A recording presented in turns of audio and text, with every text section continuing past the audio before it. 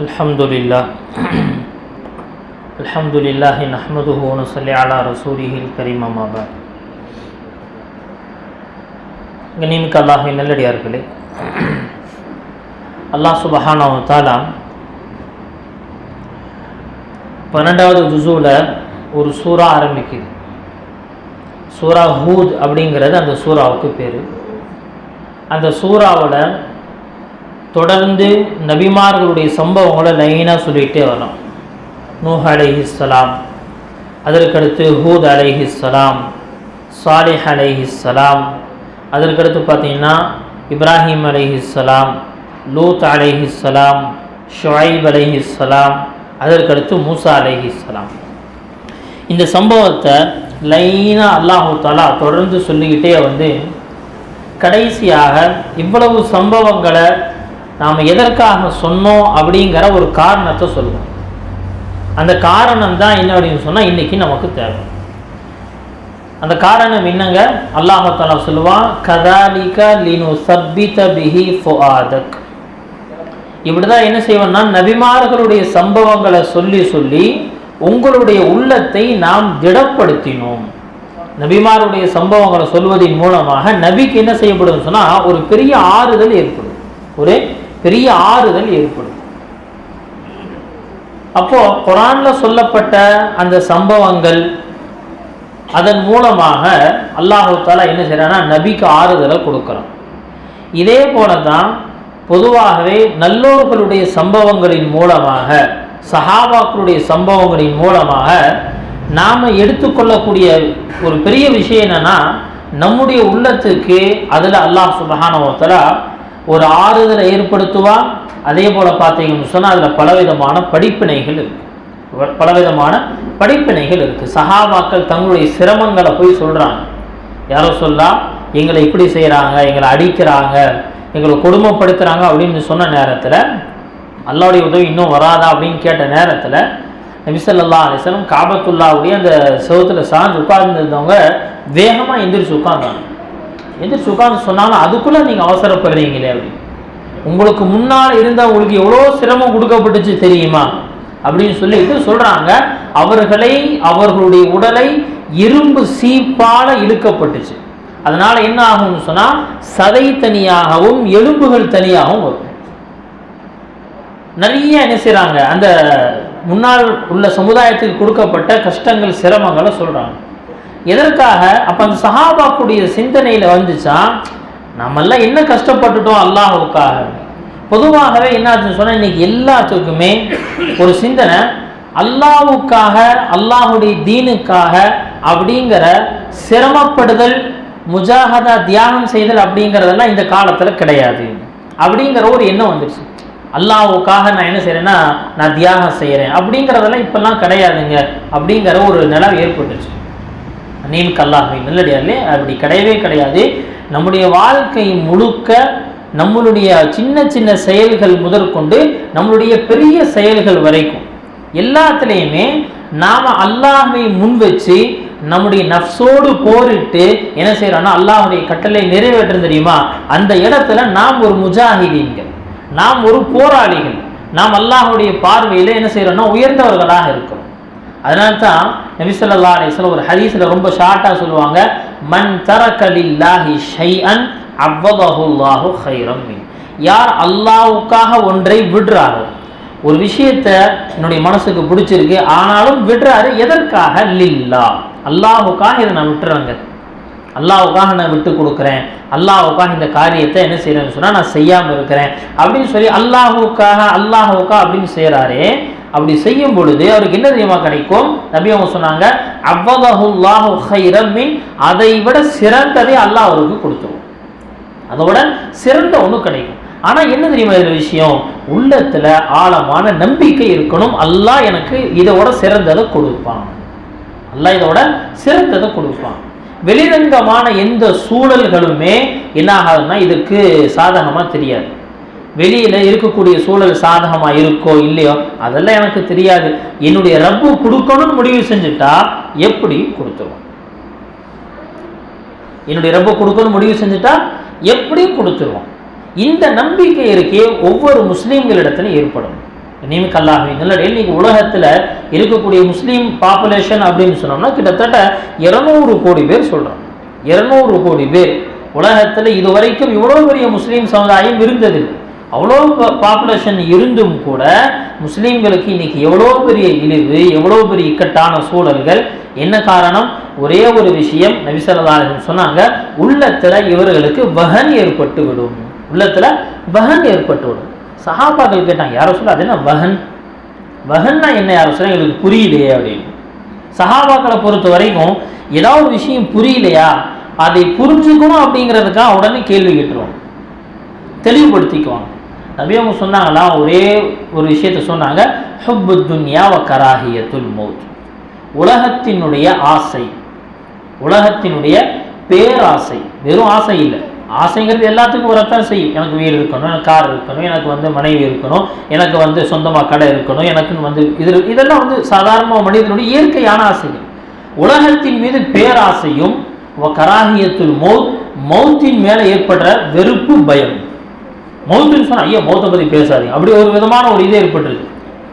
சாவை பற்றி பேசுறதுக்கு வந்துட்டீங்களே அப்படிங்கிற மாதிரி என்ன அப்படின்னு சொன்னால் ஒரு விதமான பயம். நீமிக் அல்லாஹ்வின் நல்லடியார்களே சொன்னாங்க, எப்போ இந்த குணம் முஸ்லீம்களுடைய உள்ளத்துக்குள்ள வந்துருமோ, முஸ்லீம்கள் உலகத்தில் எவ்வளவு நிறைந்திருந்தாலும் பிரயோஜனம் கிடையாது. இவங்க எப்படிப்பட்டவங்க அதையும் சொல்லிட்டாங்க நபி ஸல்லல்லாஹு அலைஹி வஸல்லம். இவர்கள் எப்படிப்பட்டவங்க தெரியுமா? இவங்களுக்கு உதாரணம் உஸாஉன் கஉஸாஇஸ் ஸைல். வெள்ளம் வேகமாக வந்துட்டு இருக்கு ஆற்றுல அல்லது பார்த்தீங்கன்னா வாய்க்காலில் தண்ணி இல்லாத நேரத்தில் நம்ம அந்த ஆர்ட்ஸ் காலேஜுடைய வாய்க்கால் பார்த்துருப்போம், வெறும் குப்பையாக கிடக்கும். தண்ணி வர ஆரம்பித்த உடனே என்ன ஆகும்னு சொன்னால், முதல் தண்ணி எப்படி இருக்கும் அப்படின்னு சொன்னால் அது வெறும் குப்பையாக இருக்கும், வெறும் குப்பையாக இருக்கும். அந்த குப்பையில் எங்கேங்க இருங்க, எல்லாம் அந்த வாய்க்காலில் இருந்தது, ஆற்றுல இருந்தது தான். அப்படியே அந்த குப்பைகள் அடிச்சுட்டு போகிற மாதிரி என்ன ஆகும் அப்படின்னு சொன்னால், முஸ்லீம்களுடைய ஸ்ட்ரென்த்தே அப்படிதாங்க இருக்கும். நிறைய குப்பை கிடந்துச்சு, இவ்வளோ குப்பை இருந்துச்சு, தண்ணி வந்துட்டு போச்சு, குப்பையே காணும். ஒரு நல்ல ஸ்ட்ராங்கான ஒரு மரம் நின்று இருக்கு அப்படின்னு சொன்னால், தண்ணி வந்துட்டு போன பிறகும் அந்த மரம் அங்கேயே தான் இருக்கும். ஏன்னா அதனுடைய ஸ்ட்ராங், அதனுடைய வேறு அவ்வளவு பூமியில் ஊன்றி இருக்கு. ஆனால் குப்பைகளை பொறுத்தவரை அப்படியே அடிச்சுட்டு போய்கிட்டே இருக்கும். நபி ஸல்லல்லாஹு அலைஹி வஸல்லம் சொன்னாங்க, இப்படி தான் நீங்கள் இருப்பீங்க. உங்களுக்கும் உண்டான நீங்கள் குவான்டிட்டியில் நிறைய இருப்பீங்க, இந்த உலகத்தில் எண்ணிக்கையில் அதிகமாக இருப்பீங்க, குவாலிட்டியே இருக்காது உங்கள்கிட்ட தரமே இருக்காது. நீங்கள் பாருங்க, நம்முடைய தொழுகையினுடைய தரம், என்னுடைய தொழுகை எப்படி இருக்கு. நான் 2 ரக்காத் தொழுத பிறகு அல்லாஹ்வுடைய உதவி கொண்டு வரணும். நம்முடைய தொழுகை அப்படி இருக்கணும். சஹாபாக்குடைய தொழுகை அப்படி இருந்துச்சு. நாம் கொடுக்கக்கூடிய சதகாவின் மூலமாக சதக்கா கொடுக்குறோம். சதக்காவை வச்சு நபி ஸல்லல்லாஹு அலைஹி வஸல்லம் எவ்வளோ பலன்கள் சொன்னாங்க. அந்த பலனை நான் அடையிறதா இல்லையா, அடையிற மாதிரியே தெரியலையே. நான் துவாவுக்காக என்ன செய்கிறேன், கையேந்துறேன். துவா முடிச்ச பிறகு என்னுடைய உள்ளத்துக்குள்ள நம்பிக்கை வருதா, அல்லாஹ் எனக்கு கொடுத்துருவா அப்படிங்கிற நம்பிக்கை வருதா? நீமிக் அல்லாஹ்வின் எதுவுமே இன்னைக்கு இல்லை. ஆனால் இந்த பதிலில் அல்லாஹ் சுப்ஹானஹு வ தஆலா அதை நிகழ்த்தி காமிச்சான். பாருங்க, மக்காவுடைய 13 வருஷம், மக்காவில் மொத்தம் 13 வருஷம் சஹாபாக்களோட நபி ஸல்லல்லாஹு அலைஹி வஸல்லம் வாழ்றாங்க. 13 வருஷத்துக்கு பிறகு அல்லாஹ் தஆலா சொல்லிட்டா, நீங்கள் மதீனாவுக்கு போயிருங்க, இனிமேல் இந்த நாட்டில் நீங்கள் வாழ வேணாம், இங்கிருந்து மதீனாவுக்கு போயிருங்க. நபி அவங்க அங்கிருந்து என்ன ஹிஜ்ரத் செஞ்சு மதீனாவுக்கு வந்துட்டாங்க. மதீனாவுக்கு 1 வருஷம் கழிஞ்சிருச்சு. இதற்கு பிறகு என்ன ஆகுதுன்னு சொன்னால், ஹிஜ்ரி 2ஆம் ஆண்டு நபி அவங்க மதீனாவுக்கு செகண்ட் இயர். இப்போ என்ன ஆகுது அப்படின்னு சொன்னால், அவங்களுக்கு ஒரு தகவல் கிடைக்குது. என்ன அப்படின்னு சொன்னால், ஒவ்வொரு வருஷமும் ஒரு குறிப்பிட்ட காலத்தில் மக்காவாசிகள் ஷாம் அப்படிங்கிற சிரியா தேசத்துக்கு இன்னைக்கு இருக்கக்கூடிய ஜோர்டான் அந்த தேசத்துக்கு போய் என்ன செய்வாங்கன்னு சொன்னால், சில வியாபாரங்களை செஞ்சு அந்த வருமானத்தை வைத்து என்ன செய்வாங்க, அவர்கள் முஸ்லீம்களை தொல்லை கொடுக்கறது அப்படிங்கிற வேலையெல்லாம் செஞ்சுட்டு இருந்தாங்க. அந்த அரபுகளுடைய அந்த ஷாம் தேசத்தினுடைய வருமானம் அப்படிங்கிறதுக்கு ரொம்ப பெரிய ஒரு விஷயம், ரொம்ப பெரிய விஷயம். நபி ஸல்லல்லாஹு அலைஹி வஸல்லம் சிறு வயதாக இருக்கும் பொழுது ஷாம் தேசத்தினுடைய அந்த பயணத்தில் என்ன செய்கிறாங்கன்னா, அவர்கள் அழைத்து செல்லப்பட்டார்கள். போய் பாதி வழியிலே என்ன செஞ்சுட்டாங்க, அபூ தாலிப்கிட்ட சொன்னாலும் முதல்ல இவரை திருப்பி கூட்டிகிட்டு போயிருங்க, முதல்ல இவரை அப்துல் முத்தலிப்கிட்ட சொன்னாலும் இவரை திருப்பி கூட்டிகிட்டு போயிருங்க, இவரை இங்கிருந்து உள்ள கூட்டிகிட்டு போனீங்கன்னா யூதர்கள் இவரை கொன்றுவாங்க அப்படின்னு சொன்னனால அங்கிருந்து திருப்பி அனுப்பிட்டாங்க. அப்போ அரபுகள்கிட்ட வருஷத்துல ஒரு 4 மாதம் ஷாம் தேசத்திற்கு பயணத்துக்காக போய் அந்த வியாபாரத்துக்கு போறதுங்கிறது இருந்துச்சு.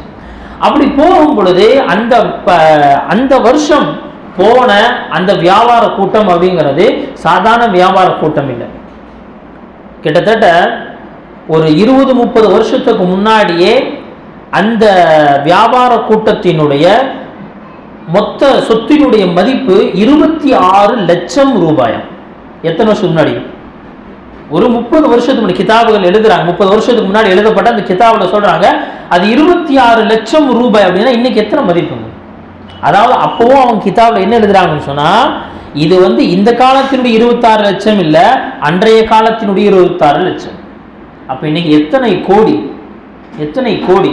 அந்த அவ்வளோ பெரிய சொத்து என்ன செய்யறாங்கன்னா, அந்த வியாபார கூட்டத்தில் என்ன லாபம் கிடைக்குதோ அது எல்லாத்தையும் வச்சு என்ன செய்வாங்க, முஸ்லீம்களுக்கு நிறைய தொல்லைகளை கொடுத்துட்டு இருந்தாங்க. இப்போ நபி ஸல்லல்லாஹு அலைஹி வஸல்லம் அவர்களுக்கு இந்த மாதிரி ஒரு தகவல் கிடைக்குது. இந்த அபூ சுஃபியான் இந்த கூட்டத்தினுடைய தலைவராக இருக்கிறார், வியாபார கூட்டத்தினுடைய தலைவராக இருக்கிறார். இந்த கம்பெனியுடைய ஹெட் அவர் தான். இப்போ என்ன செய்யணும், இந்த வியாபாரத்தில் மக்காவினுடைய எல்லாத்துடைய காசும் உள்ள இருக்கு. எந்த அளவுக்குன்னு சொன்னால், ஒருத்தருக்கு வெறும் 4 கிராம் தங்கம் தான் இருக்குன்னு சொன்னால் அதையும் தூக்கி ஒரே ஒரு தங்க காசு இருக்கு, அதையும் இந்த வியாபாரத்துடைய ஷேராக போட்டுட்டார், ஒரு பங்கா போட்டுட்டார். எல்லாத்துடைய காசும் இது இருக்கு. அது மட்டும் இல்லாமல் மக்காவை சார்ந்த 40 குதிரை வீரர்கள் என்ன செய்யறாங்கன்னா, இந்த மக்காவுடைய இந்த வியாபார கூட்டத்தை பாதுகாக்கிறதுக்காக நியமிக்கப்பட்டிருக்கிறாங்க.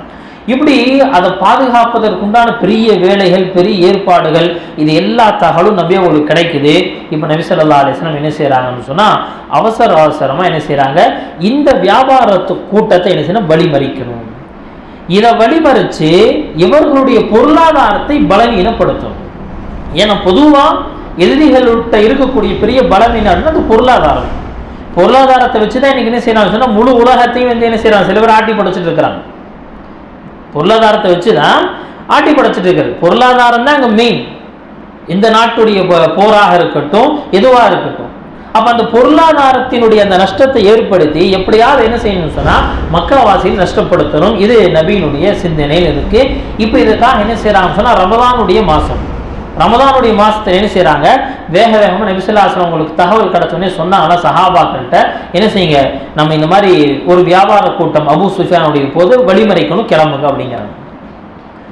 சில பேர் வியாபார கூட்டம் தானே, எல்லாரும் போகணுங்கிற அவசியம் இல்லை, எல்லாரும் போகணுங்கிற அவசியம் இல்லை.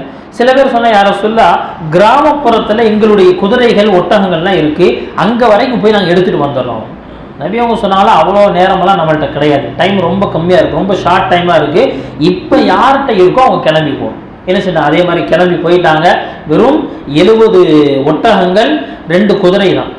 பார்த்தீங்கன்னா வாலும் உடஞ்சிருந்து 3 வால், அவ்வளோதான். ஏன்னா இவங்க போகிறது எதுக்காக அப்படின்னு சொன்னால் சண்டை போடுறதுக்கெல்லாம் கிடையாது, அவங்களுடைய நோக்கம் இல்லை, சண்டை போடுறதுலாம் கிடையாது, போகிறோம் அவ்வளோ. போயிட்டு இருக்கும்போது என்ன ஆச்சுன்னு சொன்னால், நபி ஸல்லல்லாஹு அலைஹி வஸல்லம் கொஞ்சமாக இடத்துல தங்கி அந்த பத்ர் வரைக்கும் என்ன செய்ய சேர்றதுக்கு முன்னாடியே என்னாச்சு அப்படின்னு சொன்னா, அபூ சுஃபியானுக்கு யாரோ ஒருத்தரின் மூலமாக தகவல் கிடைச்சிருச்சு. என்னது, இந்த மாதிரி நபி அவர்கள் உங்களுடைய வியாபார கூட்டத்தை மறிப்பதற்காக மதீனாவிலிருந்து கிளம்பிட்டாங்க. இதுதாங்க இந்த பத்ர் போர் ஏற்படுறதுக்கு உண்டான காரணம். இப்போ அபூ சுஃபியான் ரொம்ப பயங்கரமான அரசியல் தந்திரம் கொண்டவர். அவர் என்ன செஞ்சாரு அப்படின்னு சொன்னா, கரெக்டா ஹிஜாஸுடைய அந்த எல்லை பகுதி, ஹரமுடைய அந்த எல்லை பகுதி, அந்த சவுதியுடைய அந்த எல்லை பகுதிக்குள்ள நுழைஞ்ச உடனே என்ன செஞ்சாருன்னா, லம்லம் அப்படிங்கிற ஒரு நபர்கிட்ட என்ன செய்யறாரு சொன்னாரா, 2000 தங்க காசு கொடுக்குறேன். அந்த காலத்துல அதனுடைய மதிப்பு ரொம்ப அதிகம். 2000 தங்க காசு கொடுக்குற, வேகமா ஓடக்கூடிய ஒரு ஒட்டகத்தை எடுத்துட்டு நேராக மக்காவுக்கு போய் இந்த மாதிரி தகவலை கொடுத்துரு, முஹம்மது ஸல்லல்லாஹு அலைஹி வஸல்லம் என்ன செய்யறாங்க, இந்த வியாபார கூட்டத்தை வழிமறைக்கிறதுக்காக தயாராகி வந்துகிட்டு இருக்கிறாங்க, அங்கிருந்து கிளம்ப சொல்லிடுங்க அப்படின்னு. அவர் என்ன செய்யறாரு அப்படின்னு சொன்னா, வேகமா போயிட்டாரு. மக்காவுக்கு பக்கத்துல போன உடனே அவர் சில வேலைகள் செய்யறாரு. அந்த காலத்தை பொறுத்த வரைக்கும் அபாயத்தினுடைய அறிகுறிகள் அப்படின்னு சில, அது என்ன அப்படின்னா, ஒட்டகத்துடைய காது அறுத்து விட்டுறது, அதே மாதிரி இவருடைய சட்டையை முன்னாலையும் பின்னாலையும் கிழிச்சு விட்டுறது, அது ஒட்டகத்துக்கு மேல உட்கார்ந்து போறதுக்குன்னு சொல்ற ஒரு பல்லாக்கு தெரியுமா, அந்த பல்லாக்க கவுத்தி போட்டுறது, அந்த பல்லாக்க கவுத்தி போட்டுறது. இந்த நிலையில மக்காவுக்குள்ள ஒரு ஒட்டகம் வேகமா தலதறிக்க ஓடி வருது. இதை பார்த்த உடனே மக்காவோட என்ன ஆச்சுன்னு சொன்னா, ஏதோ ஒண்ணு நடக்க போகுது அப்படின்னு தெரிஞ்ச உடனே வந்தவர் விஷயத்த சொல்றாரு, இந்த மாதிரி உங்களுடைய வியாபார கூட்டத்துக்கு ஆபத்து வந்துருச்சு அப்படின்னு. அபூ ஜஹல் பார்த்து, ஆஹா நல்ல சந்தர்ப்பம், நல்ல சந்தர்ப்பம் முஸ்லீம்களை அடிக்கிறதுக்கு. என்ன செஞ்சான்? உடனே சொன்னா மக்காவில் இருக்கக்கூடிய ஒவ்வொரு குடும்பத்திலிருந்தும் ஒரு நபர் என்ன செஞ்சதுக்கு தயாராயிரும். யார் வர முடியாத சூழல் இருக்கிறாரோ அவர் தன் தரப்புலேருந்து இன்னொரு ஆளை நியமிச்சிடும். இதுல பாத்தீங்கன்னு சொன்னா சில பேர் தன்னுடைய இஸ்லாத்தை மறைச்சு வச்சிருக்கிறாங்க, அவங்களையும் நிர்பந்தப்படுத்துற, நீயும் கிளம்பிதான் ஆகணும். நபியினுடைய குடும்பத்தார்கள் பனு ஹாஷிம் அவங்களையும் நிர்பந்தப்படுத்துற, நீங்களும் கிளம்பிதான் ஆகணும். இப்படி நிறைய பேத்த என்ன செய்யறாங்க, அதுல இருந்து கிளப்பிட்டான். கிட்டத்தட்ட 1000 பேர் கொண்ட ஒரு படை வெறும் 3 நாள்ல தயாராகுது. வெறும் 3 நாள்ல தயாராகுது. ஏன்னா அது நேரம் கிளம்பிட்டாங்க. இதுக்கு இடையில பாடகிகள் வேற. எதுக்கு அப்படின்னு சொன்னா இவர்களை ஆர்வப்படுத்துறதுக்காக, சந்தோஷப்படுத்துறதுக்காக என்னது பாடகிகள் வேற. இப்ப இது என்ன ஆகுதுன்னு சொன்னா இந்த படை கிளம்புது. கிட்டத்தட்ட 600-700 ஒட்டகங்கள் இவங்கள்ட்ட, அதுக்கு பஞ்சமே கிடையாது. 600-700 ஒட்டகத்தோட கிளம்பி வர்றாங்க. ஒவ்வொரு இடத்துல தங்கும் பொழுது 10 ஒட்டகங்கள் அறுக்கப்படுது. 10 ஒட்டகங்கள் அறுக்கப்பட்டு தடபடலான விருந்து வேற. இதெல்லாம் நடந்துகிட்டே இருக்கு. இப்படியே என்ன செய்யறாங்கன்னு சொன்னா இவங்க வர்றாங்க. இப்போ நபி ஸல்லல்லாஹு அலைஹி வஸல்லம் அவங்க ஒரு இடத்துல தங்கி, இன்னும் பத்ருக்கு வரல. பத்ருக்கு வர்றதுக்கு முன்னாடி நிறைய இடங்களை தங்கி வர்றாங்க. அப்படி வரும்போது ஒரு 2 பேர் அனுப்பி என்ன செய்யறாங்க, நபி ஸல்லல்லாஹு அலைஹி வஸல்லம் அந்த வியாபார கூட்டம் எங்க இருக்குன்னு பார்த்துடுவாங்க அப்படின்னு. அதே மாதிரி என்ன செய்யறாங்கன்னு சொன்னா ஆளு போய் என்ன செய்ய பாக்குறாங்க. பார்த்தா அவங்களுக்கு தகவல் கிடைக்குது, அபூ சுஃபியான் என்ன செஞ்சுட்டாரு, ஆள் எஸ்கேப் போயிட்டாரு. அப்படியே கடலோரமா என்ன செஞ்சுட்டாருன்னு சொன்னா தன்னுடைய வியாபார கூட்டத்தை திருப்பிட்டாரு. அதோட இன்னொரு இடி விழுந்த மாதிரி ஒரு தகவல் கிடைக்குது. மக்காவில இருந்து என்ன ஆகுதுன்னா ஒரு படையும் கிளம்பி இந்த இடத்தை நோக்கி வந்துகிட்டு இருக்கிறாங்க. நபி ஸல்லல்லாஹு அலைஹி வஸல்லம் அந்த இடத்துல அப்படியே சஹாபாக்கள் எல்லாத்தையும் உட்கார வச்சு என்ன செய்யறாங்கன்னா கேட்கறாங்க, என்ன செய்யலாம். கிளம்பி எதுக்காக, வியாபார கூட்டத்தை பிடிக்கிறதுக்காக வந்தாங்க. வியாபார கூட்டத்திட்ட ஒரு பெரிய என்ன இருக்காதுன்னு சொன்னா அந்த போர்க்கவசங்கள் அது மாதிரி எதுவுமே இருக்க, சண்டை போடுறதுக்கு உண்டான அந்த எண்ணத்தோட அவங்க வந்திருக்க மாட்டாங்க. இப்ப என்ன செய்யறாங்கன்னு சொன்னா நபி அவங்க ஆலோசனை செய்யறாங்க, என்ன செய்யலாம். இப்போ ஒவ்வொருத்தரும் ஹரத் அபூபக்கர் ரலியல்லாஹு அன்ஹு சொன்னாங்க, யார சொல்ல நம்ம கண்டிப்பா இந்த போருக்காக போயிடலாம், போருன்னு வந்துருச்சு, எதிர்பார்க்கல வந்துருச்சு, போயிடலாம். ஹரத் உமர் அவங்களும் சொல்லிட்டாங்க. மிக்தாத் ரலியல்லாஹு அன்ஹு அவங்க சொன்னாங்க, யார சொல்லலாம் நீங்க என்ன செய்யணும்னு சொன்னா எங்களை எங்க வேணாலும் கூட்டிட்டு போங்க. சொன்னாலா நாங்க மூசா அலைஹிஸ்ஸலாமுடைய கூட்டம் மாதிரி நீயும் உன்னுடைய ரப்பும் போய் சண்டை ஒழுங்கு உட்கார்ந்து வேடிக்கை பார்க்கிறோம் அப்படின்னு பேச மாட்டோம். யார சொல்ல நீங்க போரிட்டா நாங்க கூட நின்று போர் செய்வோம், நாங்க கூட நின்று போர் செய்வோம். எந்த அளவுக்குன்னு சொன்னா லவ் சிர்தபினா இலா பர்கில் கிமாதி லஜாலத்னா மஅக மின் தூனிஹி ஹத்தா தப்லுஹு. நீங்க அப்படியே போர் செஞ்சு இவ்வளவு தூரம் போறோம் அப்படின்னு சொன்னா பர்குல் கிமாத் அப்படிங்கிறது கிட்டத்தட்ட யமன் நாட்டினுடைய ஒரு பகுதி. அவ்வளவு தூரம் வரைக்கும் போகணும்னு சொன்னா அங்கேயும் வர்றதுக்கு தயார். நபி ஸல்லல்லாஹு அலைஹி வஸல்லம் என்ன செய்ய எல்லாத்தையும் கேட்டுட்டு அமைதியாக உட்கார்ந்துருக்கிறாங்க. மறுபடியும் என்ன செய்யறாங்கன்னு சொன்னா போர் செய்யலாமான்னு கேட்கறாங்க. யாருக்கும் ஒன்றும் புரியல. அபூபக்கர் ஓகேன்னு சொல்லிட்டாங்க, உமர் ஓகேன்னு சொல்லியாச்சு, மிக்தாத் ஓகேன்னு சொல்லியாச்சு. விஷயம் என்னன்னா இவங்க எல்லாமே மக்காவாசிகள், மதீனாவாசிகள் இருந்து எந்த பதிலுமே வரமாட்டேங்குது. ஏன்னா மதீனாவாசிகள் உடன்படிக்கை என்ன அப்படின்னா நபி அவர்களுக்கு மதீனாவுக்குள்ள வச்சு என்னென்ன உதவிகள் செய்யணுமோ எல்லா உதவிகளும் செய்வோம், மதீனாவுக்கு வெளியே செய்யறோங்கிற உடன்படிக்கை பேசப்படலை, எழுதப்படலை. இப்போ மதீனாவாசிகளுடைய சிந்தனை என்ன? இந்த நேரத்தில் தான் என்ன செய்யறாங்கன்னு சொன்னா மதீனாவாசியினுடைய தலைவராக இருக்கக்கூடிய சாத் ரலியல்லாஹு அன்ஹு என்ன செய்யறாங்க, அவங்க சொன்னாங்களா, யார சொல்ல நீங்க ஏதோ எங்களுடைய பதிலை கேட்டு எதிர்பார்க்கிற மாதிரி தெரியுது. சொன்னாங்களா, ஆமாம். சொன்னாங்களா, யார சொல்ல கத ஆமன்னா பிக், உங்களை நாங்க ஈமான் கொண்டோம், சத்தகனாக் உங்களை நாங்க உண்மைப்படுத்தணும், வஷஹித்னா அன்னமா ஜித்த பிஹி ஹுவல் ஹக், நீங்க எதெல்லாம் கொண்டு வந்து கொடுத்தீங்களோ அதெல்லாம் உண்மைன்னு சொல்லி நாங்க சாட்சி சொல்றோம். அது மட்டும் இல்லாம எல்லா சமயத்திலும் உங்களுக்கு கட்டுப்படுவோம் அப்படின்னு சொல்லி சத்தியம் செஞ்சிருக்கோம். யார சொல்லா எங்களை நீங்கள் கடலில் குதிக்க சொன்னாலும் குதிக்க தயார், மலையிலிருந்து குதிக்க சொன்னாலும் குதிக்க தயார், எந்த இடத்துக்கு வேணாலும் போக சொன்னா போக தயார். யாரோட சேர்ந்து வாழணும்னு சொல்லுங்க, அவரோட சேர்ந்து வாழ்வோம். யாரை துண்டிச்சு வாழணும்னு சொல்லுங்க, நாங்க துண்டிச்சு வாழ்றதுக்கு தயாரா இருக்கிறோம். இப்படி என்ன செய்யணும், அவர் அடுக்கிக்கிட்டே போறாரு. நபி ஸல்லல்லாஹு அலைஹி வஸல்லம் அவருடைய முகத்துல ஒரு மலர்ச்சி வந்துகிட்டே இருக்கு. முகம் அந்த மாற்றம் என்ன, அது ஏற்பட்டுக்கிட்டே இருக்கு. பேசி முடிச்ச உடனே நபி ஸல்லல்லாஹு அலைஹி வஸல்லம் அவங்க சொன்னாங்களா, ரொம்ப வேகமா, ரொம்ப என்னன்னா உணர்ச்சி வசப்பட்டு சொன்னாங்களா, சீரு வ அப்ஷிரு, எல்லாம் இங்கிருந்து கிளம்புங்க, அல்லாஹ் எனக்கு சுப செய்தி சொல்லிட்டான். ரெண்டில் ஏதாவது ஒன்று உங்களுக்கு கிடைக்கும். ஒன்று வியாபாரம் கூட்டம் உங்களுக்கு கிடைக்கும், அல்லது என்ன அப்படின்னு சொன்னா மக்காவாசிகளுக்கு எதிராக உங்களுக்கு வெற்றி கிடைக்கும். நபி அவங்க சொன்னாங்களா, قد وعدني إحدى الطائفتين والله لكأني أنظر إلى مصارع القوم, மக்காவினுடைய அந்த மக்கள் வெட்டுண்டு கிடக்கக்கூடிய இடத்தை நான் கண்ணில் பார்க்குற மாதிரி தெரியுது, நான் கண்ணில் பார்க்குற மாதிரி தெரியுது. நீக்கல்லாஹ் என்னடே அதுக்கடுத்து என்ன செய்கிறாங்க, கிளம்புறாங்க. கிளம்பி அந்த பத்ருடைய மைதானத்துக்கு வர்றாங்க. மைதானத்துக்கு வரக்கூடிய அந்த நேரத்தில் ஒரு இடத்துல நின்று நபி ஸல்லல்லாஹு அலைஹி வஸல்லம் ஒரு சஹாபியை கூப்பிட்டு சொன்னாங்கன்னா, எத்தனை பேர் இருக்கிறாங்க கொஞ்சம் எண்ணி சொல்லுங்க அப்படின்னு. அந்த சஹாபி என்ன சொல்லி எண்ணி பார்த்து சொன்னாலும் யாரும் சொல்ல 313 பேர் இருக்கிறோம் அப்படின்னு. நபி ஸல்லல்லாஹு அலைஹி வஸல்லம் முகத்தில் ஒரு விதமான ஒரு மலர்ச்சி, ஒரு சிரிப்பு. கேட்டாங்க, யார் சொல்ல என்ன இப்படி திடீர்னு ஒரு எண்ணிக்கை சொன்ன பிறகு ஒரு மகிழ்ச்சி உங்களுக்கு ஏற்பட்டுச்சு. சொன்னாலாம், அந்த ஜாலூத் அப்படிங்கிற அந்த மன்னனுக்கு எதிராக தாலூத் அரசர் என்ன செய்யறாரு, ஒரு படையை திரட்டிட்டு போனாரு. ரொம்ப குறைந்த படை, ரொம்ப குறைவான எண்ணிக்கையில் இருக்கக்கூடிய அந்த படை அவர்களுக்கு அல்லாஹ் தஆலா அந்த ஒரு பெரிய மன்னனுக்கு முன்னாடி வெற்றியை கொடுத்தா. அந்த கூட்டத்தில் தாவூத் அலைஹிஸ்ஸலாம் இருக்கிறாங்க. அந்த கூட்டத்தினுடைய எண்ணிக்கை 313. அதனால இன்ஷா அல்லாஹ் அல்லாஹ் நமக்கு வெற்றியை கொடுப்பான் அப்படின்னு சொல்லி நபி ஸல்லல்லாஹு அலைஹி வஸல்லம் என்ன செய்றாங்கன்னா, அந்த இடத்துல ஒரு நற்சகுனத்தை நபி அவங்க என்ன செய்றாங்க, ஒரு நல்ல எண்ணத்தை அல்லாஹ் மேல வைக்கிறாங்க. அதுக்கடுத்து படை கிளம்பி போன பிறகு என்ன ஆகுன்னு சொன்னா, அந்த போர் நடக்குது. அந்த போர் எவ்வளோ சீக்கிரம் முடிஞ்சிருச்சு அப்படிங்கிறத வரலாற்றில் ஒரு சம்பவத்தை சொல்லுவாங்க. எவ்வளோ சீக்கிரம் முடிஞ்சுங்க அப்படின்னு சொன்னால், நம்ம ஸ்நாக்ஸ் சாப்பிட்றதுக்காகன்னு சொல்லி என்ன செய்யறோம்னு சொன்னால், ஏதாவது ஒரு இன்னைக்கு நல்லா புரியுற மாதிரி சொல்கிறதா இருந்தால், ஏதோ ஒரு மேட்ச் ஒன்று நடக்குது. அந்த மேட்ச் நடக்கும்போது என்ன செய்யணும், உட்காந்து ஸ்நாக்ஸ் சாப்பிட்டுக்கிட்டே இருக்கிறாரு.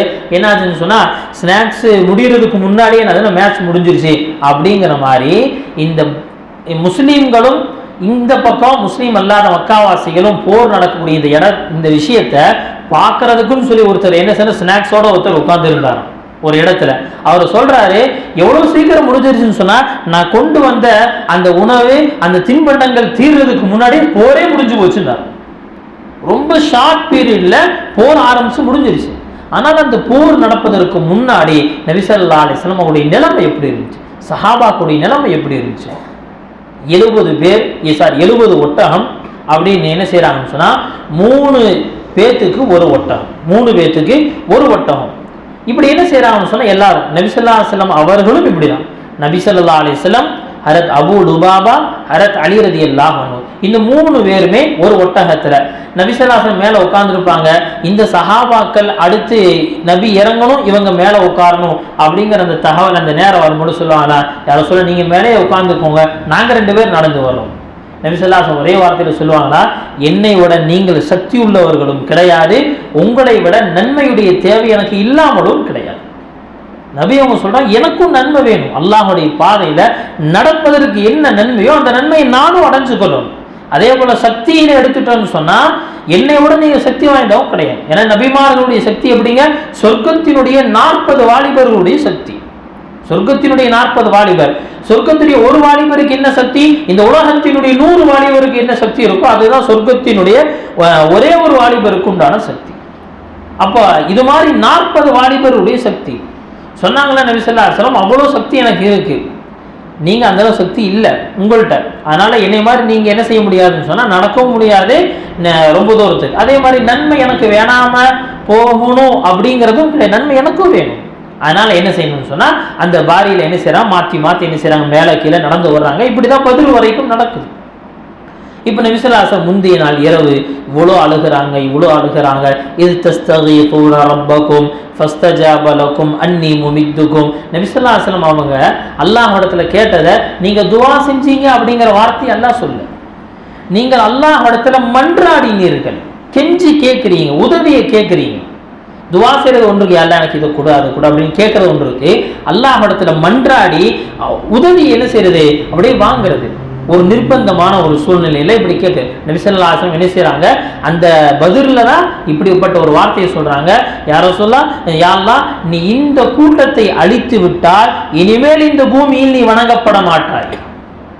இந்த கூட்டத்தை நீ அழிச்சிட்ட அப்படின்னு சொன்னா இந்த பூமியில இனிமேல் உன்னை வணங்குறதுக்கு யாருமே கிடையாது. இந்த வார்த்தை அப்படிங்கிறது அல்லாஹ்வின் மேல இருக்கக்கூடிய உரிமையில கேட்கக்கூடிய வார்த்தை. மதீனாவில் ஒரு முஸ்லிமுடைய கூட்டம் இருக்கு. அல்லாஹ் தஆலா அடுத்தடுத்து என்ன செய்ய போறான், முஸ்லிம்களை உருவாக்கத்தான் போறான். ஆனாலும் கூட என்ன செய்யறார் நபி ஸல்லல்லாஹு அலைஹி வஸல்லம் என்ன செய்ய, இந்த கூட்டத்தை பார்த்து இந்த கூட்டத்தினுடைய நிலைமை, இந்த கூட்டம் பசியோட வந்தது, இந்த கூட்டத்தில் வாள் இல்லை, இந்த கூட்டத்தில் என்ன அப்படின்னு சொன்னா சரியான வாகன வசதிகள் இல்லை, தண்ணீருடைய வசதி இல்லை, இது எல்லாமே நடக்குது. இது எல்லாமே நடக்குது. அல்லாஹ் தஆலாட்ட இப்படி கேட்கறாங்க, இந்த கூட்டத்தை நீ அழிச்சிட்ட, உனக்காக என்னென்ன பசியோட வந்திருக்கிறாங்க, ஆடை இல்லாம வந்திருக்கிறாங்க, எல்லாம் இந்த கூட்டத்தை நீ அழிச்சிடாத, உனக்காக வந்த கூட்டம் இது. அல்லாஹ் தஆலா என்ன செய்யறான், உதவி இறக்கிட்டான். ஜிப்ரீல் அலைஹிஸ்ஸலாம் இறங்கி என்ன செய்யறாங்கன்னு சொன்னா, இந்த இடத்துல எவர் கொல்லப்படுவா, இந்த இடத்துல இவன் கொல்லப்படுவா, இந்த இடத்துல இவன் கொல்லப்படுவா அப்படின்னு சொல்லி எல்லா இடத்தையும் என்ன செய்யறாங்க, அப்படியே குறிச்சு காமிச்சிட்டு போயிட்டாங்க. சஹாபாக்கள் சொல்றாங்க, எங்களுக்கு நபி ஸல்லல்லாஹு அலைஹி வஸல்லம் குறிச்சு காட்ட, இந்த இடத்துல அபூ ஜஹல் கொல்லப்படுவான், இந்த இடத்துல இவன் கொல்லப்படுவான், இந்த இடத்துல உத்பா கொல்லப்படுவான் அப்படின்னு சொல்லி நபி அவங்க அடுக்கிட்டு போனாங்க. மறுநாள் யுத்தம் முடிந்த பிறகு பார்த்தோம், நபி அவர்கள் எந்த இடத்தை சொன்னாலும் அதே இடத்தில் அவன் கிடந்தான். ஒரு ஜான் அங்கிட்டோ இங்கிட்டோ இல்லை, எந்த இடத்தை குறிச்சு காண்பிச்சாலும் அதே இடத்தில் அவன் கிடந்தான். இந்த போர்ல ஏற்பட்ட நிறைய ஆச்சரியம். ஏன்னா இந்த போரை வச்சுதான் குறைஷிகளுக்கு முன்னாடி என்ன செய்யணும், இந்த இஸ்லாத்தினுடைய இந்த உண்மைத்துவத்தை அல்லாஹ் தஆலா வெளிக்காட்டணும். ரொம்ப குறைவான கூட்டம், எப்படிங்க நீங்க ஜெயிப்பீங்க, எதுவுமே இல்லை. ஏன்னா அவர்களுக்கு ஒரு பெரிய தைரியம், சாப்பாடு இல்லாம இருக்கிறாங்க, ரமதான் நோன்பு வச்சிருக்கிறாங்க, இவங்களை அடிச்சு துவம்சம் பண்றதுலாம் ஒண்ணுமே கிடையாது. ஆனா அல்லாஹ் தஆலா மலக்குகளை இறக்கிட்டான். முதல் 1000 மலக்குகள், 3000 மலக்குகள். அதற்கடுத்து அல்லாஹ் தஆலா சொன்னானா, ஒரு கால் இந்த 1000 பேரும் ஒரே அடி அவங்க மேல என்ன செய்யறாங்க, அப்படியே ஒட்டு மொத்தமா அவங்க மேல பாஞ்சாங்கன்னு சொன்னா 5000 பேர்த்த தயாரா வச்சிருக்கேன்ட்டான்லாம். பி 5000 மினல் மலாயிகத்தி முஸவ்விமீன். அல்லாஹ் குர்ஆன்ல சொல்லிக்கலாம், 5000 பேர் தயாரா நின்றுக்கிறாங்க. எல்லாத்துடைய ட்ரெஸ் கோடு எப்படி ஒரே மாதிரி ஆடைகளை அணிஞ்சு, ஒரே மாதிரி ராணுவ ஆடைகளை அணிஞ்சு என்ன செய்யறாங்க, 5000 பேர் கொண்ட படை தயாரா நிக்குது. ஒரே அடியா வந்தாங்கன்னா இந்த 5000 பேர்த்த இறக்கி விட்டுருவேன். ஆனா அப்படிப்பட்ட சந்தர்ப்பம் வரல. அதுக்கு முன்னாடி என்னாச்சுன்னு சொன்னா, மலக்குகளுடைய ஒரு குறைவான கூட்டம் வந்தாங்க. என்ன செஞ்சாங்க, சஹாபாக்கள் அடிக்கிறதுக்கு முன்னாடி அவங்க அடிச்சு கொலை பண்றாங்க. சஹாபாக்கள் கைது செய்யணும்னு போகும்போது அவர்களை கைது செஞ்சு சஹாபாக்குடைய கையில கொடுக்குறாங்க. சில சஹாபாக்கள் மலக்குகளை என்ன செய்யறாங்க, அவர்கள் தலப்பாகி அணிந்த நிலையில் அவர்களை பார்க்கறாங்க. அவர்களை என்ன செய்யறாங்க, இப்படி எல்லாம் பார்க்கறாங்க. நீனுக்கு அல்லாஹ்வின் நல்லடி. இப்படி அந்த இடத்துல ஒரு பெரிய ஆச்சரியம், ஒரு பெரிய எல்லா விஷயம் நடக்குது. அல்லாஹ் தஆலா வெற்றியை கொடுத்தா அவங்க என்ன செய்யறாங்கன்னு சொன்னா, கிட்டத்தட்ட 70 மக்காவினுடைய தலைவர்கள் அங்கு கொலை செய்யப்படுறாங்க. இதுல ரொம்ப முக்கியமான ஆள் யாருங்க, அபூ ஜஹல் யாரு, இந்த உம்மத்தினுடைய ஃபிரௌன். நபி அவங்க சொன்னாங்க, என்னுடைய உம்மத்துடைய ஃபிரௌன் அப்படின்னு சொன்னா, மூசாவுக்கு அந்த ஃபிரௌன் சொன்னா, என்னுடைய உம்மத்துடைய ஃபிரௌன் அபூ ஜஹல் கொலை செய்யப்பட எவ்வளவு கேவலமான மரணம். சொல்றாங்க, அப்துர் ரஹ்மான் இப்னு அவுஃப், எனக்கு பக்கத்துல 2 சிறுவர்கள் நிற்கிறாங்க அந்த பத்ருடைய மைதானத்துல, வலது பக்கம் இடது பக்கம். அவங்க கேட்டாங்களா, சச்சா இந்த அபூ ஜஹல் யாரோ ஒருத்தர் இருக்கிறானா, நபி அவங்களை அப்பப்ப திட்டிக்கிட்டு துன்பம் கொடுத்துட்டு இருந்தானா மக்காவுல, யார் அவன் அப்படின்னு கேட்டாங்க. யார் அவன்? இவங்க 2 பேருமே மதீனா வாசிகள், அபூ ஜஹலை இது வரைக்கும் பார்த்ததில்லை. அந்த நேரத்தில் ஹஜரத் அப்துர் ரஹ்மான் சொல்றாங்க, இந்த பேச்சு பேசுறதுக்கு முன்னாடி வரைக்கும் நான் போய் சின்ன பசங்களுக்கு இடையில போய் நின்றுருக்கனே அப்படின்னு என்ன செய்யறேன், என்னை நான் பேசிட்டு இருந்தேன். இந்த கேள்வியை கேட்கும் போது அபூ ஜஹல் அப்படியே கடந்து போனதும் போறான். நான் வந்து அபூ ஜஹல், இந்த 2 பேர் என்ன செய்யறாங்க, பாஞ்சு போனாங்க. போய் 2 பேர் பிளான் பண்ணாங்களா, என்ன, ஒருத்தர் குதிரையுடைய காலை வெட்டணும், அவன் கீழே சாய்வான்ல, இன்னொருத்தர் என்ன செய்யணும், அவனை வெட்டி காயப்படுத்தணும், அவ்வளவுதான். அதே மாதிரி என்ன செய்யறாங்க, அபூ ஜஹல் போனா அவனுடைய குதிரையினுடைய காலை வெட்டினோடனே அவன் அப்படியே சாஞ்ச உடனே அவனை காயப்படுத்திட்டு அங்கிருந்து ஓடிட்டான். அவ்வளவுதான். அவர்களுக்கு என்ன செய்யணுமோ, அபூ ஜஹல என்னுடைய நபி நீயாடா திட்டுன, இந்த ஒரு வெறிய தீக்கிறதா என்ன செஞ்சாங்க, இந்த வேலையை செஞ்சுட்டாங்க. ஆனா முழுசா உயிர் போகல. அவர்களை கொண்டது யாரு, ஹஜ்ரத் அபூ ஹுரைரா ரலியல்லாஹு அன்ஹு. அந்த அபூ ஹுரைரா ரலியல்லாஹு அன்ஹு எப்படிப்பட்ட ஆளுங்க சொன்னாங்க, கால் ரொம்ப சூம்பி போயிருக்கும், கால் ரொம்ப சூம்பி போயிருக்கும். இந்த காலை பார்த்து ஒரு சமயத்துல சஹாபாக்கள் சிரிக்கிறாங்க.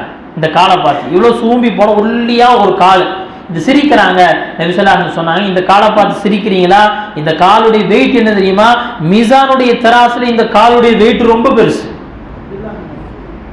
அப்துல்லாஹ் இப்னு மஸ்ஊத் இப்படி என்ன செய்யறேன்னா, ஒரு சாதாரண ஒரு சின்ன சாதாரண ஒரு சஹாபியை வச்சு அல்லாஹ் தஆலா என்ன அபூ ஜஹலை கொண்டான்.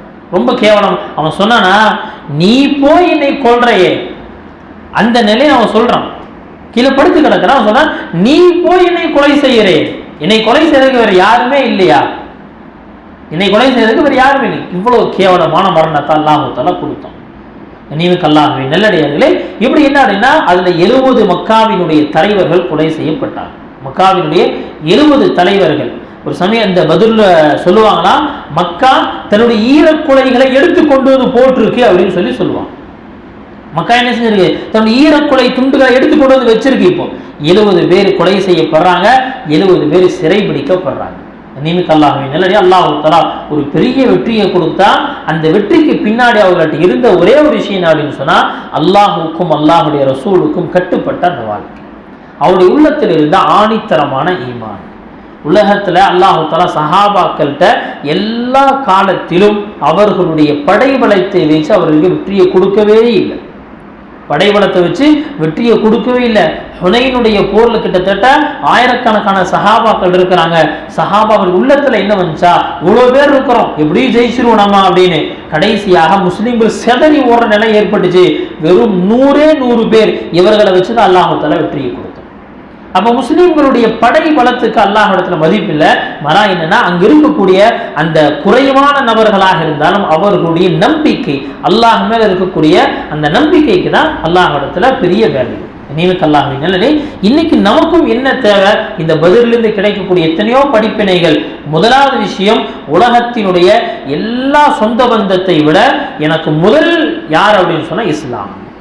இஸ்லாமும் முஸ்லீம்களும். இந்த போர்ல ஹரத் உமர் ரலியல்லாஹு அன்ஹு தன்னுடைய மாமாவை கொலை செய்யறாங்க. ஹரத் அபூபக்கர் ரலியல்லாஹு அன்ஹு அவர்கள் என்ன செய்யறாங்கன்னா, தன்னுடைய மகனை கொலை செய்யணும்னு நினைச்சாங்க அப்துல் ரஹ்மான, ஆனா சிக்காம போயிட்டார். இப்படி என்ன ஆகும்னு சொன்னா, எல்லாம் சொந்த பந்தங்களை கொலை செய்யறாங்க. இந்த போர் ஆரம்பிக்கக்கூடிய நேரத்தில் ஹம்சா ரலியல்லாஹு அன்ஹு, அதே போல அபூ உபைதா ரலியல்லாஹு அன்ஹு, அதே போல பாத்தீங்கன்னு சொன்னா அலி ரலியல்லாஹு அன்ஹு, இவங்க யாரை கொலை செஞ்சாங்க? முதல்ல போர் நடக்குது. இந்த போர் ஆரம்பிக்கிறதுக்கு முன்னாடி என்ன செய்வாங்கன்னு சொன்னா, ஒத்தைக்கு ஒத்த முதல்ல பார்ப்பாங்க, அதுக்கு பிறகுதான் போர் மூடும். இப்படி என்ன ஆப்போசிட்ல நின்னது எல்லாமே அதனுடைய சச்சாவினுடைய குழந்தைகள், உத்பா ஷைபா, இவங்க தான் நிற்கிறாங்க. ஹரத் உமர் ரலியல்லாஹு அன்ஹு என்ன செய்யறாங்க, இதை அடிக்கடி ப்ரூவ் பண்ணாங்க. மதீனாவுக்குள்ள வந்த பிறகு 70 கைதிகள் என்ன செய்யறாங்க சொன்னால, யாரோ சொல்லா, இவங்களோட சொந்தக்காரங்க யாரெல்லாம் மக்காவாசிகள் இங்க இருக்கிறாங்களோ இவர்களை விட்டு இவங்களை கொலை செய்யும். அல்லாஹ் தஆலா குர்ஆன்ல ஆயத்தை இறக்குனா, இந்த மக்கள் எப்படிப்பட்ட மக்கள் தெரியுமா? ஈமான் அப்படின்னு வந்துருச்சுன்னு சொன்னா அதற்கு எதிராக நின்னவர்கள் யாரும் பார்க்க மாட்டாங்க. யாருங்கிறது தேவை கிடையாது அவர்களுக்கு. ஹரத் அபூபக்கர் ரலியல்லாஹு அன்ஹுடைய மகன் பிற்காலத்தில் ஒரு சமயத்தில் சொன்னாரா, தந்தையே நீங்க பல தடவை என்னுடைய வாளுக்கு கீழே பதில வந்தீங்க, நீங்க என்னுடைய அத்தாங்கிறனால விட்டுட்டேன். சொன்னாரா, மகனே நீ ஒரு தடவை என் வாளுக்கு கீழே வந்து உன் தலையை வெட்டி இருப்பேன், ஏன்னா நீ அந்த நேரத்தில் அல்லாஹ்வுடைய எதிரி. அவ்வளவுதான். இந்த பார்வையை மட்டும்தான் அவங்கள்ட்ட இருந்துச்சு. நீனுக்கு அல்லாஹ்வின் நல்லது. இப்படி பதில்ல என்ன நிறைய விஷயங்கள். நபி ஸல்லல்லாஹு அலைஹி வஸல்லம் அவர்களுடைய பணிவு, இதுல என்ன செய்யறாங்க, பணிவு. நான் சொன்ன மாதிரி அந்த ஒரு ஒட்டகத்துல 3 பேர் பயணிக்கணும், பரவாயில்லை, 3 பேர் பயணிக்கணும், அதுல நானும் இறங்கி நடந்து வருவேன். தன்னை ஒரு நபிங்கிறனால என்ன செய்யல, நானும் அந்த மேலேயே உட்கார்ந்து வருவேன், எனக்கு ஒரு தனி ஒட்டகம் கொடுத்துருங்க, அதெல்லாம் எதுவுமே சொல்லல. அதுக்கடுத்து பார்க்க இந்த பதில் நடந்த இன்னொரு விஷயம் என்னன்னு சொன்னாங்க, ஹுதைஃபா இப்னுல் யமான் ரலியல்லாஹு அன்ஹு சொல்றாங்க, நானும் என்னுடைய தந்தை மக்காவில் இருந்து என்ன செய்யணும், மதீனாவுக்கு வந்துகிட்டு இருக்கிறோம். வர்ற வழியில என்ன செஞ்சான்னு சொன்னா, மக்காவாசிகள் எங்களை பிடிச்சிட்டாங்க, எங்க முகமதோட சேர்றதுக்கு தானே போறீங்க சொன்னாலும், இல்ல இல்ல நாங்க மதீனாவுக்கு போறோம். சொன்னாலும், முகமது இப்ப எங்களுக்கு எதிராக படையை திரட்டி வந்திருக்கிறாரு, இப்ப நீங்க அந்த கூட்டத்தோட சேரக்கூடாது, சேர மாட்டீங்கன்னு சொல்லி அல்லாஹ் மேல சத்தியம் செஞ்சுட்டு போங்க அப்படின்னா. அதே மாதிரி சத்தியம் செஞ்சுட்டு வர்றாங்க, வழியிலே நபியோட சந்திக்கிறாங்க. சொன்னால யாரும் சொல்லலாம், இந்த மாதிரி மக்காவாசிகள் எங்கள்கிட்ட என்ன செஞ்சுட்டாங்கன்னு சொன்னா சத்தியம் வாங்கிட்டாங்க, என்ன செய்யறது, அவர்களுடைய சத்தியத்தை பூர்த்தி செய்யுங்கிற என்ன அவசியம் இருக்கு. சொன்னாங்க நபி ஸல்லல்லாஹு அலைஹி வஸல்லம், இல்ல அவர்களுக்கு கொடுத்த வாக்குறுதியாக இருந்தாலும் அதை நிறைவேற்றணும், நீங்க இந்த போர்ல கலந்து கொள்ள வேண்டாம். அந்த சஹாபிக்கு அவ்வளோ ஆசை இந்த போர்ல கலந்துக்கணும். சொன்னா நீங்க கலந்து கொள்ள வேண்டாம், நீங்க என்ன மதீனாவுக்கு போயிருங்க, அங்கிருந்து நாம் இவர்களுக்கு எதிராக அல்லாஹுடைய உதவியை என்ன செய்வோம், நாம வாங்கிக் கொள்வோம். கைதியாக வந்தவர்கள்ட்ட ரொம்ப பரிவா நடந்து கொள்றான். அதுல யார் அப்படின்னு சொன்னா முஸ்அப் இப்னு உமைர் ரலியல்லாஹு அன்ஹு, அவருடைய சகோதரன் அபு அசீஸ், அவர் என்ன செய்யறாருன்னா அதுல தான் இருக்கிறார். சொல்றாரு, என்னை நபி மதீனாவாசி ஒருத்தட்ட ஒப்படைச்சு சொன்னாங்கன்னா இவர்கிட்ட அழகான முறையில் நடந்து கொள்ளுங்கன்னு சொன்னாங்க. நான் மதீனாவாசிகளோட இருந்து இவ்வளவு உபகாரத்தோட நடந்துக்குவாங்க நான் எதிர்பார்க்கவே இல்லை. எப்பெல்லாம் உணவின் நேரம் வருதோ ரொட்டியை எனக்கு கொடுத்துருவாங்க, பெருசம்பளத்தை மட்டும் அவங்க சாப்பிட்டுக்குவாங்க. எனக்கு ரொம்ப வெக்கமா இருந்துச்சு, நான் திரும்ப கொடுத்துட்டேன். இல்லை இல்லை, இது எனக்கு வேண்டாம், இது எனக்கு வேண்டாம், நீங்க வச்சுக்கோங்க. சொன்னாலா எங்களுடைய நபி உங்களிடத்துல அழகான முறையில் நடந்துக்கணும்னு சொல்லிட்டாங்க, இந்த சாப்பாட்டை நாங்க தொடமாட்டோம்னு சொல்லி வெறும் பேரித்தம்பளம் மட்டும்தான் சாப்பிட்டார்கள். அதே போல சொல்லப்படுது, இந்த மக்காவினுடைய இந்த பதிலில் நடந்த இன்னொரு விஷயம் என்ன அப்படின்னு சொன்னா, நபி ஸல்லல்லாஹு அலைஹி வஸல்லம் தனக்கு மக்காவில் வாழக்கூடிய நேரத்தில் உதவி செய்த நபர்களுக்கு இங்கு உதவி செய்யறாங்க, உபகாரத்துக்கு இங்கு ஒரு பிரதி உபகாரம் செய்யறாங்க. அதுல என்ன அப்படின்னு சொன்னா முத்ஐம் இப்னு அதி அப்படிங்கிறவங்க அவர்களுடைய குடும்பத்தாரும் வந்திருக்கிறாங்க. சொன்னால முத்ஐம் இப்னு அதி அப்படிங்கிறவரு எப்படிப்பட்டவர் அப்படின்னு சொன்னா, அந்த நேரத்தில் அவர் உயிரோடு இல்லை, அவர் இறந்திருந்தார். சொன்னாங்களா முத்ஐம் இப்னு அதி இப்போ உயிரோடு இருந்து நான் கைது செய்யப்பட்டிருக்கக்கூடிய இந்த மக்காவாசியில் எல்லாத்தையுமே நீங்க விட்டுருங்கன்னு சொன்னா நயா பைசா கூட வாங்க மாட்டேன், எந்த காசும் வாங்காம நான் விட்டுருவேன். ஏன்னு சொன்னா மக்காவில் இருக்கும் பொழுது அவர் செய்த உபகாரம் அப்படிப்பட்ட உபகாரம். தாயிஃபுக்கு நபி அவங்க போயிட்டு திரும்பி வர்றாங்க, மக்காவுக்குள்ள இப்ப என்ன செய்ய முடியல, யாருடைய ஆதரவும் இல்லாமல் மக்காவுக்குள்ள நுழைய முடியாதுங்கிற ஒரு நிலை. அவர்கிட்ட ஒவ்வொரு மக்காவினுடைய சில தலைவர்கள்ட்ட பேசி பேசி பார்க்கறாங்க, ஆள் அனுப்பி யாரும் நபி அவர்களுக்கு பாதுகாப்பு கொடுக்க தயார் இல்லை. முத்ஐம் இப்னு அதி அவர் என்ன செஞ்சார், அவரு தயாராயிட்டார். முத்ஐம் இப்னு அதி அவர் தயாராயிட்டாரு. மகன்களை கூப்பிட்டு சொன்னாரா, மகன்களே வாட்களை எடுத்துக்கொள்ளுங்கள், போருக்குண்டான ஆடைகளை அணிஞ்சு கொள்ளுங்க, முகம்மதை நம்ம பாதுகாக்கணும் அப்படின்ட்டு வீட்டுல இருந்து கிளம்பி வெளியே போய் என்ன செய்யறாங்க, மக்காவுக்கு வெளியிலிருந்து அவங்கள கூட்டிட்டு வந்து நேர காபாவுக்கு முன்னாடி நிக்க வச்சு சொன்னாங்களா, நான் முகம்மதுக்கு அடைக்கலம் கொடுத்துருக்கேன், முகம்மது இனி என்னுடைய அடைக்கலத்தில் தான் இருப்பார்.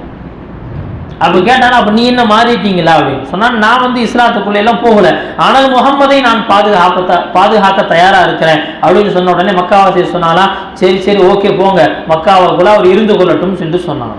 உங்களுடைய அரவணைப்புல பாதுகாப்புல இருந்து கொள்ளட்டும். நபி ஸல்லல்லாஹு அலைஹி வஸல்லம் சொன்னாங்க, இந்த உபகாரத்திற்கு பிரதி உபகாரம் பேசும் விதத்துல சொன்னாங்கன்னா, இந்த முத்ஐம் இப்போ உயிரோடு இருந்து எல்லாத்தையும் விட்டுருன்னு சொன்னா நான் காசே வாங்க மாட்டேன், பிணைய தொகையே வாங்க மாட்டேன், எல்லாத்தையும் விட்டுருவேன்னு சொன்னாங்க.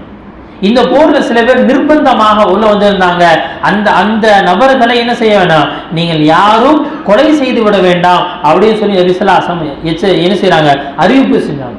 இது நபி அவங்க செஞ்ச சில விஷயங்கள். கண்ணியமிக்க அல்லாஹ்வின் நல்லடியார்களே, இப்படி என்ன செஞ்சாங்கன்னு சொன்னா, இந்த பத்ருடைய போர்ல நிறைய விஷயங்கள் நடந்துச்சு. இதுல நபி ஸல்லல்லாஹு அலைஹி வஸல்லம் அவருடைய உபகாரம், நபி ஸல்லல்லாஹு அலைஹி வஸல்லம் உடைய துஆ, நபி ஸல்லல்லாஹு அலைஹி வஸல்லம் அவருக்கு அல்லாஹ் தஆலா செய்த உதவி, இப்படின்னு நிறைய விஷயங்கள் உள்ளடக்கியது.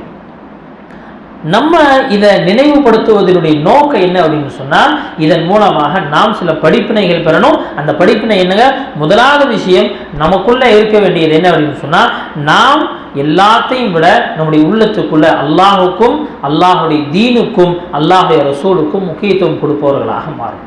எல்லா இடத்துலையும் நாம் என்ன செய்யணும், அல்லாஹுக்கு முக்கியத்துவம் கொடுக்கணும்.